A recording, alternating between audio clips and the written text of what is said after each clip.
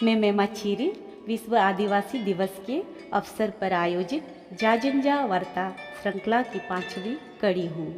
आज मैं आपको इसी समुदाय में प्रचलित पहेलियों, उक्ति वैचित्र एवं कहावतों में ऋतु संबंधित आदिवासी जीवन दर्शन से परिचय करवाऊंगी। आदिवासी जीवन दर्शन को समझने के लिए हमें किसी भी धार्मिक ग्रंथ, कानून की किताबों या किसी दस्तावेज की आवश्यकता नहीं है। प्रकृति विभिन्न रूपों में आदिवासी जीवन का प्रतिबिंब है। सदियों से इसी को हमने अपना धर्म ग्रंथ माना है, जिसे मनुष्य ने नहीं बल्कि स्वयं प्रकृति ने रचा है। प्रकृति ही प्रारंभ अर्थात आदि है। इसके कानून को मानकर चलने वाले लोगों को इसीलिए आदिवासी कहा गया है। सूर्य, चांद, धरती, आकाश, जल, वायु इत्यादि सभी नक्षत्र एक ही परिवार है, किंतु सबका स्वभाव भिन्न भिन्न है। इसके रंग रूप, आकार प्रकार, क्रियाकलाप आदि में विविधता है। यही इसके दर्शन का मूल है। निसी अरुणाचल प्रदेश का बहुसंख्यक आदिवासी समुदाय है। इसके जीवन दर्शन, जिन्हें तानी दर्शन भी कहा जाता है, को समझने के लिए इसकी भाषा का अध्ययन करना अत्यंत आवश्यक है, क्योंकि इसके दर्शन को लोकगीत, लोकगाथा, लोककथा एवं लोक सुभाषितों में हम देख सकते हैं। आइए सबसे पहले इस समाज में प्रचलित 2 पहेलियों के माध्यम से हम इसके दर्शन को समझने का प्रयास करते हैं। पहला है पान मान चंके ताकिन हो गए, अर्थात संपूर्ण संसार एक ही बर्तन है। बताओ वो क्या है? उत्तर है दो निपोल अर्थात प्रकृति। जिस प्रकार मनुष्य बर्तन में पकाए भोजन को ही ग्रहण करते हैं, इसी बर्तन से हम जुड़े हुए हैं। जिस तरह एक ही बर्तन में कई पकवान पकाए जाते हैं, उसी एक बर्तन से परिवार के कई लोगों का पेट भरता है। भले ही स्वाद भिन्न भिन्न हो, परंतु भोजन के कारण ही मनुष्य समाज एक दूसरे से जुड़े हैं।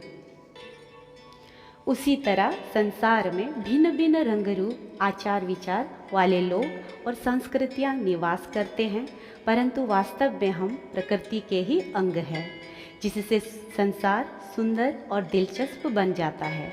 इस प्रकार निसी समाज का जीवन दर्शन प्रकृति पर आधारित है और प्रकृति के नियमों का पालन करते हुए प्रकृति धर्मी कहलाते हैं।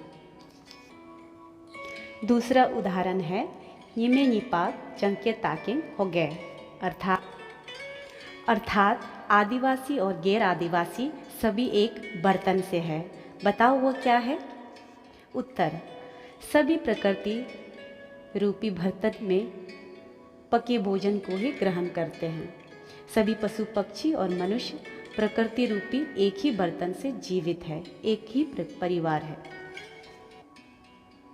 इसका भाव अर्थ है अपनी विभिन्नता का सम्मान करते हुए किसी भी समुदाय की भाषा, संस्कृति, आस्था, धर्म, मान्यता, परंपरा एवं सभ्यता का सम्मान किया जाना चाहिए, क्योंकि विभिन्नताएं प्रकृति का स्वभाव है। उसी स्वभाव को धारण करते हुए दूसरों की विभिन्नताओं का सम्मान करना अनिवार्य माना जाता है। इसी से भोजन अर्थात संसार स्वादिष्ट अथवा सुंदर बनता है। अब देखते हैं ऋतु संबंधित उक्ति वैचित्र में इस समाज का दर्शन किस प्रकार संरक्षित होते रहे हैं। प्रकृति का रंग रूप और स्वभाव उसकी विभिन्नताएं हैं, उसका कानून संतुलन का है। जो लोग इसे मानकर चलते हैं वे कैसे उन्हें जान पाते हैं, कैसे सुन पाते हैं प्रकृति की आवाज़ को, कैसे समझ पाते हैं उसकी भाषा को, कैसे पता चलता है कि प्रकृति हमसे सदा संवाद करती रहती है। इसी को समझने का प्रयास करते हैं। तानी समुदाय के लोग चांद को पोल कहते हैं। ऋतुओं को वही नियंत्रित करता है, इसीलिए प्रत्येक महीने का नाम पोल अर्थात चांद के साथ ही जोड़कर रखा गया है। इसे भी प्रकृति के साथ संवाद ज्ञान से ही समझा जाता है। इन पंक्तियों को एक तरह के लय के साथ कहा जाता है। इसे गा भी सकते हैं परंतु आमतौर पर ना गाते हुए ही कहा जाता है। आइए इन उदाहरणों से समझने का प्रयास करते हैं। पहला उदाहरण है रत रजो पोल हाई कुकम पमजो जोलिंग येकु दोमिन दोयाला दोजो दोयो दुकु रत रजो पोलम चिंगमा बोए मकम मपु दाई अपुंग गाई अपुंगम काला का। रत रजो अर्थात दिसंबर जनवरी के महीनों का आगमन हो गया है। इसकी कबर पहाड़ों से आने वाली बर्फीली हवा और कुछ जंगली फूल देते हैं। वे कहते हैं कि अब ठंड का मौसम आ गया है, मौज मस्ती हंसी मजाक मनोरंजन का समय आ गया है। यह दोजो दोयो अर्थात अपने शरीर को आराम देते हुए उसमें मस्ती के भाव को धारण करवाने का समय है। इस समय कोई विशेष मेहनत का काम नहीं किया जाता। फसलों की कटाई हो चुकी होती है, धूप की नरमी सुहावनी होती है, बारिश नहीं होती, चारों तरफ प्रकृति अपनी भाषा में खिलने लगती है। वे भिन्न भिन्न तरीकों से मनुष्य के साथ संवाद करने लगती है। मनुष्य उसके विविध रूपों को और उसके स्वभावों को समझते हुए कार्य करता है। इन दोनों महीनों के अंत में गुलाबी पंखुड़ियों वाले संकम अपुंग अर्थात आरू के फूल खिलने लगते हैं। यह निसी लोगों का नया साल है। उसी तरह दाई दशा अपुंग अर्थात एक तरह का जंगली फूल भी खिलने लगता है। इसके फूलों की पत्तियां जब जड़ जाए तो उनमें फल लग जाता है। इन्हें खाया भी जाता है। खाने पर मुंह में स्याही रंग आने लगता है। इसके अलावा जब गुलाबी और श्वेत रंगों वाले एक तरह का जंगली फूल गाय अपुंग को भी खिलते हुए यदि तुम देखो तो समझ जाना कि फरवरी का महीना आने वाला है। इस पर गीत कविताएं इत्यादि भी रचे जाते हैं। एक आधुनिक निसी गीत का उदाहरण देखिए इस संबंध में। मकुमा पुंग पुंग देसो न्योकुम युलो हाई अजीना आजीना आजीना सोमिन पेजू आजीना आजीना न्यरमिंग पेजू अर्थात आरू के फूलों का खिलने का मौसम है। ऐसा कि सारे दुख तकलीफ़ों को भूल कर आओ हमारे भी खिलने हंसने गाने और नाचने का समय आ गया है। यह न्योकुम युलो पर्व त्योहार का समय है। न्योकुम त्योहार प्रकृति के समृद्ध स्वरूप के प्रति अहोभाव प्रदर्शित करने के लिए मनाया जाता है। अच्छे स्वास्थ्य, अच्छे फसल और संसार के लिए मंगल कामना की जाती है। सुख समृद्ध होने पर ही मनुष्य आनंदित हो सकते हैं और आनंदित लोग ही संसार के लिए मंगल कामना कर सकते हैं। इसीलिए इस समय अपराधी प्रवृत्ति के लोगों का मन भी निर्दोष होने लगता है। यह सब प्रकृति की कृपा से ही होती है। इसीलिए धन्यवाद दिया जाता है और अपने प्रिय पशु की बलि दी जाती है। दूसरा उदाहरण है लकंग लोचर पोले कर्लिंग युकुनी पुंग पदरे चिबलिंग युकु अम तामी चिकदे हाइकु। लकंग लचर अर्थात मार्च अप्रैल के महीने में पुंग पदर पक्षियों की आवाज़ें आने लगती है। यह संकेत देते हैं कि अब झूमकेती अर्थात पहाड़ों में जंगलों को साफ करके किए जाने वाली सूखी खेती में आम अर्थात धान, तामी अर्थात मरुआ के बीजों को बोने का समय आ गया है। पुंग पदर पक्षियों की आवाज़ों से ही पता चलता है कि श्रम का आगमन हो रहा है, मौज मस्ती को विराम देने का समय आ गया है। ये पंछी प्रकृति की ओर से संदेशवाहक है। इनकी भाषा को समझना आवश्यक है। ये रिश्तेदार हैं हमारे। कुछ पंछियों को हम मामा मामी, मौसी मौसा, भाई बहन मानते हैं तो कुछ को दीदी बहन अथवा नानी नाना। तीसरा उदाहरण इस प्रकार है तेन येल पोलम चिंगमा बोए तलम संगनेयम कालाका तेन पोलोम चिंगमा बोए ततर संगनेयम कालाका। मोबी ए मोरो अदंग ए सतंग रेकु चिंगबू में सल युकु इंगिंग ए तारी युकु इंगी ए ओक युकु। यलु सचिन दमा कनो अद अक मद साक मरम साकोंगे हाथ को। तेन ले येल पोलम चिंगमा बोय तचर अपुंग लो ले आया पाको पापू पिंगंग तगा हम काला का। अर्थात मई जून के महीनों को जानना हो तो तातर अर्थात कद्दू की तरह फल देने वाली लताओं और तालम अर्थात एक तरह के वृक्षों को देख लेना। जब ये पेड़ और लताएं खिलने लगते हैं तब मई और जून का महीना आरंभ हो जाता है। प्रत्येक फूल मौज मस्ती का संदेश नहीं लाते। इस समय जो फूल खिलते हैं वे यह खबर देते हैं कि जमीन के जिस हिस्से में पिछले वर्ष जून खेती की थी वह स्थान अब फिर से जंगल बन चुका है। लोलियाया अर्थात एक प्रकार का उड़ने वाला कीड़ा और पाको पापू नामक पक्षी गाने लगते हैं। तालाब झील में बन जाता है। सूखी मिट्टी अब गीली हो जाती है। अब बारिश का मौसम आ गया है। जंगलों में जाकर लकड़ी लाने, शिकार करने, जंगली फल इकट्ठा करने इत्यादि का समय बीत चुका है। इंगिंग अर्थात जंगली आलू की लताएं पेड़ पर चढ़ चुकी होती है। अरबी के पत्ते निकलने लगते हैं। अब उसके फल खाने लायक नहीं होता। पिंगिंग तागा अर्थात मधुमक्खियाँ आवाज़ करने लगती है। सब चीज़ें मिट्टी से बाहर झांक चुके होते हैं। भूख ने दस्तक दे दी है। लड़ाई झगड़े का मौसम आ रहा है। इसीलिए प्रकृति कहती है कि मौज मस्ती में भी होश को मत खोने देना। बोझ सामग्री पूरी तरह खत्म मत कर लेना। उन्हें बचाओ ताकि इन महीनों में आराम से खाया जा सके। जंगली आलू की नई लताएं जब जमीन से बाहर निकल जाती है वे पेड़ों पर चलने लगती, तब इसे खाया नहीं जा सकता। इसका अर्थ है कि इसे खाने का समय बीत चुका है। इसकी जानकारी जिन लोगों को नहीं होती वे इसे खाकर बीमार पड़ जाते हैं।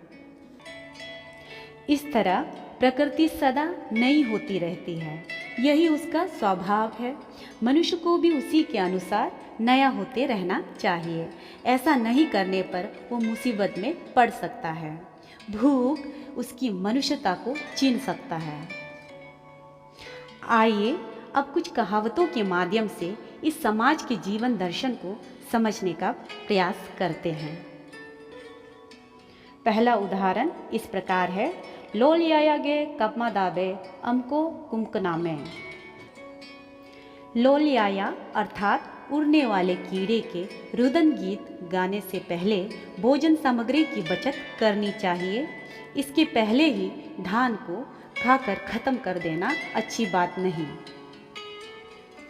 जून जुलाई के महीनों में विशेष रूप से धान की रोपाई होती है।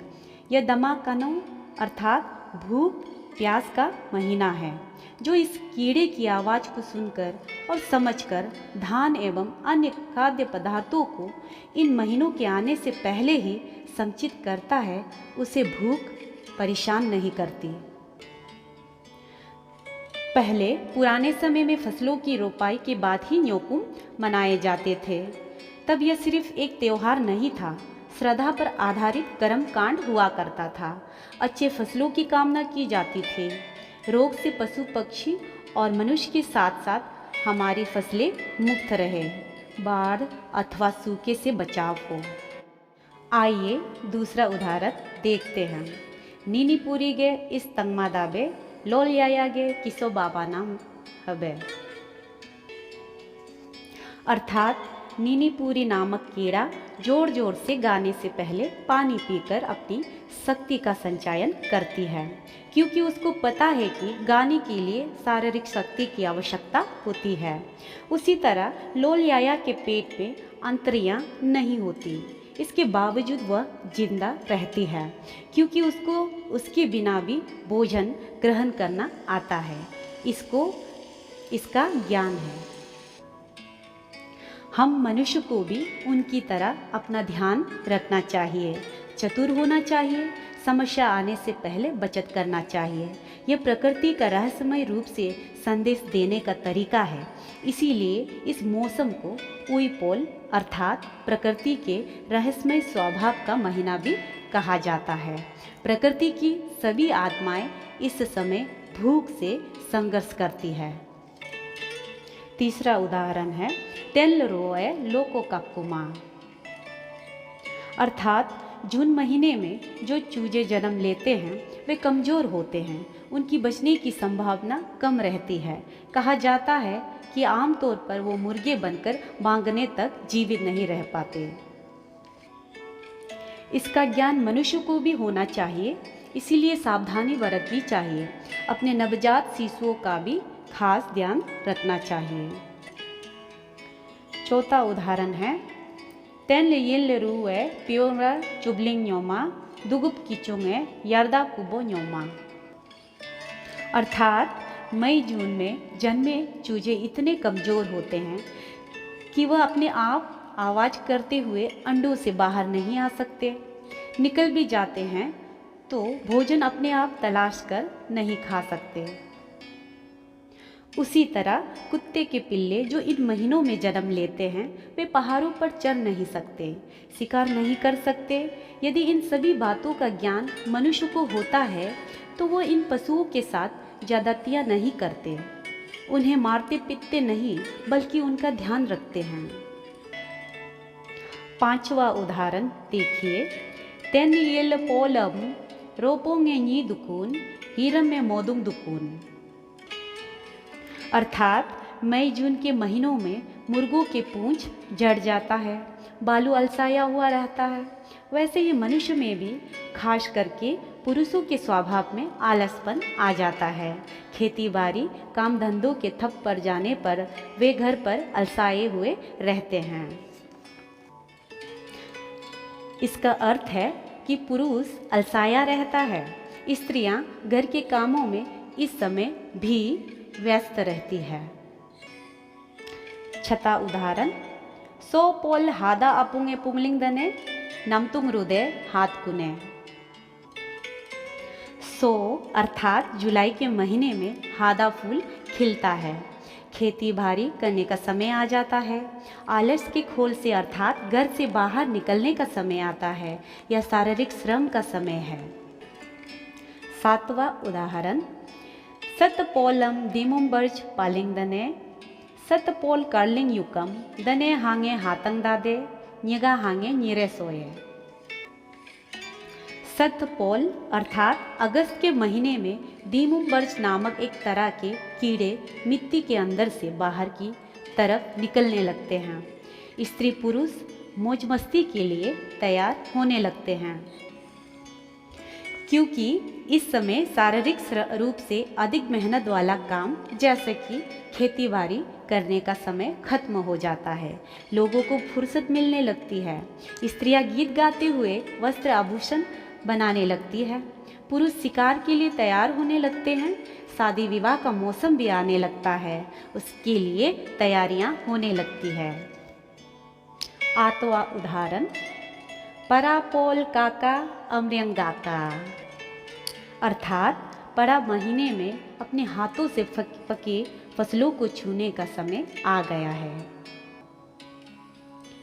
परापोल अर्थात सितंबर का महीना है। इन दिनों धान के फसलों की कटाई किया जाता है, गोदाम भर जाता है, लोग प्रसन्न होने लगते हैं। नवा और अंतिम उदाहरण है दुरुगे इसी दरागे में, अर्थात ग्रीष्म एवं वर्षा ऋतु में पानी से बचना चाहिए, शीत ऋतु में आग से बचकर रहना चाहिए। वर्षा ऋतु में अधिक बारिश होने के कारण जल का स्तर काफ़ी बढ़ जाता है, चारों ओर भार भूस्खलन और प्रलय होने लगते हैं, आवाजाही में बाधाएं उत्पन्न होने लगती है।